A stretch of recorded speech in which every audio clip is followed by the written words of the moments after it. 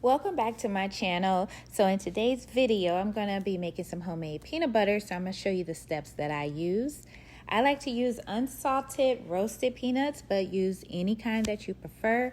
I'm going to store mine in this mason jar. You'll want to have some airtight jar to store yours in, and then a spatula to scrape down the sides of your blender or your food processor.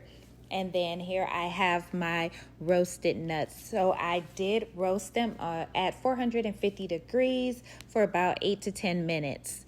And then I'm gonna just go ahead and pour all of those right into the blender so we can get the process started.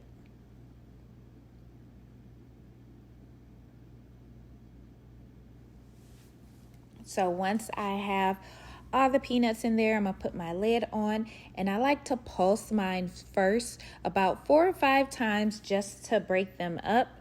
And then from there, I will put my blender on the highest speed setting, which is 10, and then just let it blend.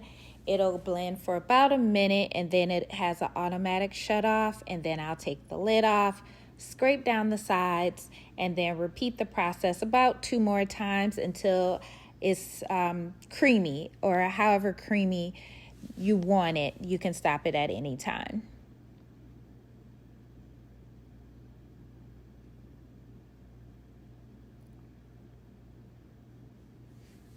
And I do notice that when I roast my peanuts first and then blend them, the process is a lot faster and my peanut butter turns out a lot creamier versus when I don't roast them. So normally now I usually roast them first.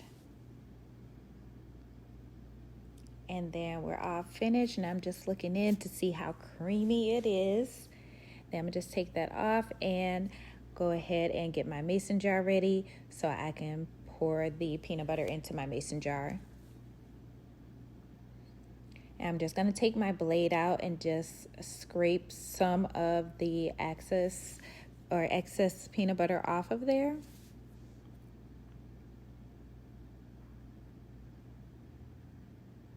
And then I'll also do a close-up so you can see how creamy it turned out. And you can also add in some salt if you want to. If you purchase unsalted peanuts and you want to add in your own salt, you can do that after you pour the peanuts in the beginning. And you can see how creamy it is, how it's just pouring right into my jar.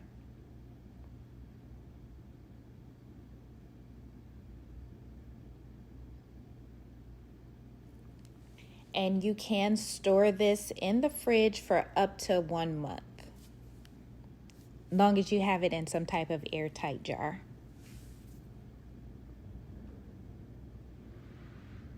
And there's the close-up. Look how creamy that is. Let me know if you have any questions down below in the comments.